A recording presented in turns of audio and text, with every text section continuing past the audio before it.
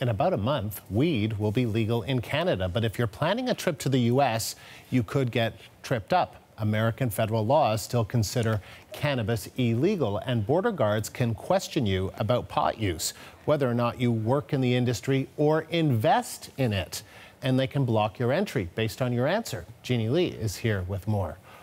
Wow, I mean, this is a story that really caught some people off guard. I mean, not just whether you've smoked it, whether you own stocks, and whether you're investing in it. Even investing in it could bar you from entering the U.S.? And who knows if you've invested in it unless you track your holdings obsessively, right? So yes, the fact is border guards in the U.S. have a lot of power, and if they follow the letter of the federal law to the letter, then yes, people can be blocked from going into the U.S. and even being banned for life. So here's what a spokesperson for U.S. Customs and Border Protection told CBC News, that even after October 17th, which is when weed becomes legal in Canada, it doesn't change the U.S. law.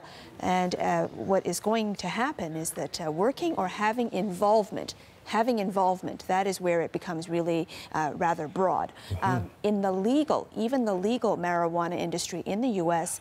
or Canada may affect an individual's admissibility in the U.S. So the guards have broad powers to question. They can ask you, where do you work? And that could lead to something else that they'll ask you. And also, this raises concerns about profiling, asking questions based on what, is suspected of in terms of weed use, for example.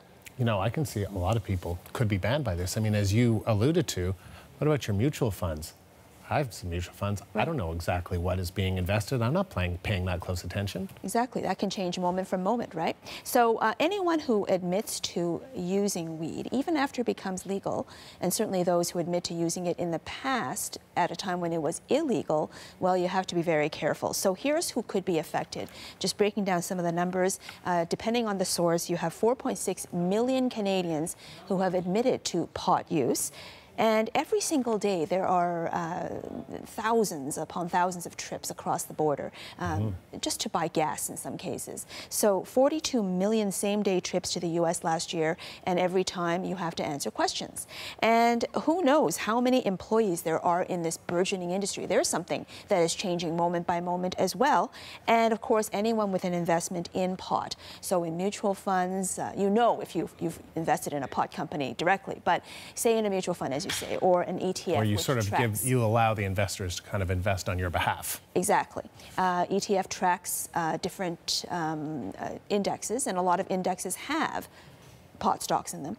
And I asked the question, does that make all of us owners of pot if, say, the CPP invested in pot stocks? So just for fun, I called the CPP. I have contacted them to find out exactly how many pot stocks we all own.